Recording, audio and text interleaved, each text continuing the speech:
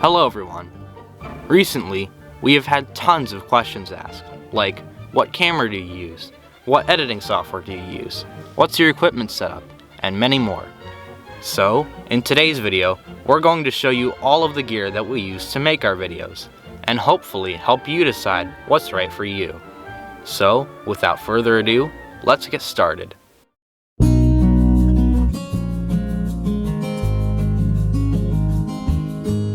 Since the beginning, we knew that our original equipment setup would be temporary, but it wasn't until after our trip to see Norfolk and Western No. 611 at Strasburg in 2019 that we began the hunt for new gear. We were using an iPad Mini 2 to record at the time, and while it did its job fairly well, our main issue was its zoom function. Aside from some of Apple's latest devices, the cameras on their products have featured strictly digital zoom, meaning that as the camera zooms, the image gets fuzzier, rather than maintaining a constant sharpness like the optical zoom on DSLRs and camcorders. Additionally, there is no option for manual control over your image on Apple products. For editing, we were using the iOS version of iMovie. While we were able to make some of our greatest hits with it, it was very limiting. Advanced color grading was not an option. Only one video track and 3 audio tracks were allowed, and the default title templates were all that was available, with no way to customize. Additionally, because of space constraints, we were only able to export at 720p. Our microphone was the Shure MV88, a small microphone that conveniently plugs right into the Lightning port on iOS devices and operates off a dedicated app. The audio quality was excellent, but in order to avoid distortion from whistles and horns, we turned the gain very low. While it succeeded at eliminating most distortion, it also made virtually every sound that wasn't a whistle extremely quiet, which required us to boost the audio in post. Additionally, the Lightning cable is a bit long on this mic and can be bent without much effort, causing the mic to break. We learned this the hard way during the first weekend of Steam in the Valley 2019. When the wind blew over our gear and broke the mic in this way. We had to get a replacement in time for the second weekend. The worst piece of gear we had at the time was the tripod, which we got for $15 off of Amazon. It stood only 4 feet tall, it was extremely flimsy and lightweight, and toward the end of its life, the bracket that held the iPad in place broke loose. It was clearly time for an upgrade. Around Christmas time and into 2020, we began stocking up on new equipment.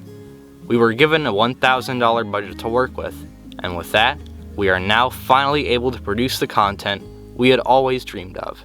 So, let's open the camera bag and see what's inside. Our main tool is, of course, our camera, the Canon EOS M50 Mark I, released by Canon back in 2018. Some of its hallmark features included a new processor, dual pixel autofocus, a 4K mode, and a relatively affordable price tag of $650 with a kit lens. We record in a flat color profile using custom settings within the camera for a more precise color grade in the final edit. For a more cinematic look, we also record in 24 frames per second with shutter speed at 1/50th of a second. For those of you who don't know, this means that for every second of video, there are 24 photos or frames, and the shutter takes 1/50th of a second to close for each frame. Being a mirrorless camera, it of course has interchangeable lenses. We have 2 in our arsenal, a 15 to 45mm lens and a 55 to 200mm lens. Both have their strengths and weaknesses, but when paired together, we can accomplish just about any shot. We use lens hoods for both, which are sold separately. However, as great as the M50 is, it is important to be aware of its trade-offs. First off, the 4K mode on the camera can only record in 24 frames per second and crops the image by 1.7 times. A 1.7 times crop is a lot, especially when added to the already cropped sensor on the M50.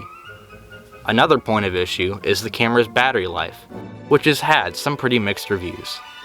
The camera uses these LPE12 batteries, and from our experience, these usually will not make it through an entire day of shooting video. There has been more than one occasion where we were caught off guard and had to make a freak battery change on location. We highly recommend getting 1 or 2 extra batteries. It is also important to note that in 2020, Canon released the EOS M50 Mark II, which comes in at $700. The features of that camera are essentially the same as the Mark I, with only a few minor changes. No matter which version of the camera you decide to buy, the information given in this video should remain the same. If you'd like more information about the M50, there are dozens of more in-depth reviews all over YouTube. For 2020, a Rode VideoMic Go was on audio duty. This is one of Rode's most popular microphones, due largely to its good sound quality for a very budget-friendly retail price of $100. It is also incredibly lightweight, weighing in at only 2.5 ounces. Securing it in place is Rode's Rycote Lear shock mount, which protects the mic and prevents unpleasant bumping sounds in your recordings. However, even with such great features, it does have its downsides. First and foremost, the microphone records in mono, meaning that sounds do not move from speaker to speaker like a stereo microphone. For filming something like trains, having high-quality stereo audio should be a priority to give the viewer the full experience. On the other hand though, recording in mono is perfect for narration, and it will serve you fine if you are on a tight budget or if you are just starting out. Also, while the foam windscreen that is included blocks out most of the wind noise on the front of the microphone, wind can still get in around the mic jack at the back. Take a listen. Now everybody, you notice here we do have the side rods all off of the locomotive, and we are doing a couple things here. One of them is we're checking here for any damage or any grooving here that would be unacceptable inside these rod brasses. This is the wear point where the rod... Do you hear that low rumbling noise? That was me breathing. Fortunately, Rode has recognized this issue, and their solution is their so-called Dead Cat Go, an artificial fur windscreen available for an additional $30. It's specially designed to slip over the back of the microphone and prevent this issue from occurring. But we wanted cleaner stereo audio. So, in the beginning of 2021, we upgraded to the Rode Stereo VideoMic Pro, a similar on-camera mic retailing for $240. This piece has spectacular stereo sound quality, complete with level controls and a 2-step high-pass filter. We'd love to tell you what settings we use, but unfortunately, we haven't gotten the opportunity to test it out yet. We still use the Rode VideoMic Go to record voiceovers such as this one, as well as a backup for the Stereo VideoMic Pro. We also use a Rode SmartLav Plus, which is a small lavalier microphone that plugs into the headphone jack on your smartphone.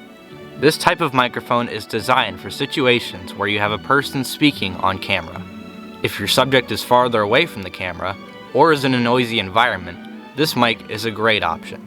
In this clip, the sounds of the nearby steel mills, railroad yards, and highways were creating tons of distracting noise in the shotgun mic. But the lav mic muted those sounds considerably. Take a listen. She was sold to a private individual and stored in Michigan until 1966, when we, the Midwest Railway Preservation Society, leased the locomotive and began running her all over the eastern United States at such famous railroads as the Cuyahoga Valley, Horseshoe Curve, and many other places. Unfortunately, in 1990, it was found to have mechanical problems and was sidelined, and it's been under restoration ever since. Quite the improvement, isn't it? However, there are some things to be aware of. First off, if you have a newer iOS device, you will have to use an adapter in order to plug the mic into your device. Also, while the plug may look similar to what goes into your camera's mic jack, it is not the same, so you will need an adapter if you want to connect it to your camera. If not, syncing the audio in post is usually not a big deal. The standard way of doing this is by clapping before beginning a segment, like this. So part of the reason why I think it is so... Our tripod is a trusty Magnus VT350, available at most places for around $100. This tripod stands at a whopping 6 foot 9 inches tall, making it perfect for almost any situation. When the fluid head is set just right, very smooth, crisp panning can be achieved. Do be aware though that it takes a lot of fine adjusting to get the fluid head set just right, and a very steady hand to get perfect panning results. In some cases, you may have to stabilize the image in post. Although it may not seem important, we also want to touch on the SD card we use. This is a SanDisk Extreme Pro 512GB card, which retails for a whopping $180. Is that overkill? It probably is, but it's also adaptable to the constantly evolving standards for photos and videos, and the increasing file sizes that come with each.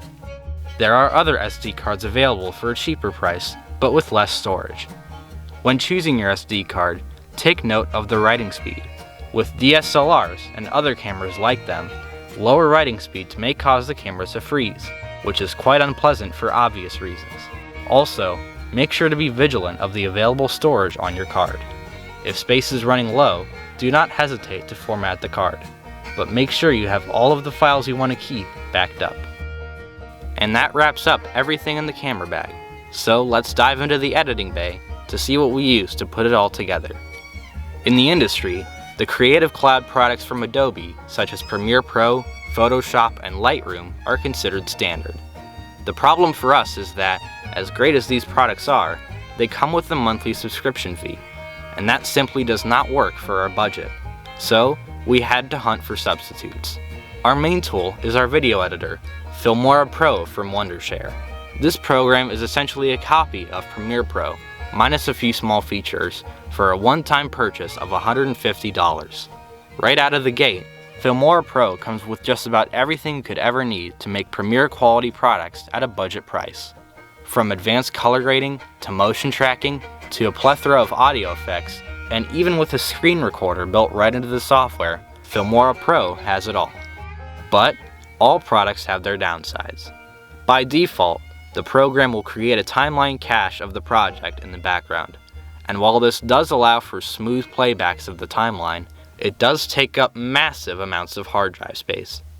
We recommend that you disable this feature, as we have. Additionally, only one timeline can be open at a time, the playback preview can be choppy even on the lowest quality setting, and on our computer, the program is quite prone to crashing. While it is annoying, as long as you save often and edit responsibly, you can prevent crashes and the loss of progress resulting from them. Since we shoot photos in RAW, you can't open them up in a normal editing software like GIMP to edit them. So, as a result, a dedicated program is required to edit them.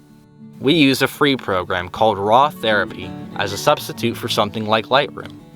It accomplishes just about anything you need for editing RAW images precisely, quickly, and with quality. For our video thumbnails and other graphics, we use a software called Photopea, which is just like Photoshop, but built right into your web browser. We highly recommend this to anyone looking for the flexibility of Photoshop without having to pay for a monthly subscription or take up extra hard drive space. And that wraps up everything we use to make our videos. So now we come to the crucial question of today's video. What's right for you? The answer? Just about anything. You don't need expensive equipment to make videos, and you don't need to exactly follow the advice in this video. It all depends on your dedication, your preferences, and your budget. Some cameras will produce sharper images than others, some microphones will be higher quality than others, and some editing softwares will be more advanced than others. It all comes down to what makes you happy. And with that, that covers all of our Railfanning gear. If you have any more questions, or if you want to share your own tips and tricks, feel free to leave them in the comments below. We hope you enjoyed this look behind the scenes at our channel, and make sure to like and subscribe for more railroading content. Thanks for watching.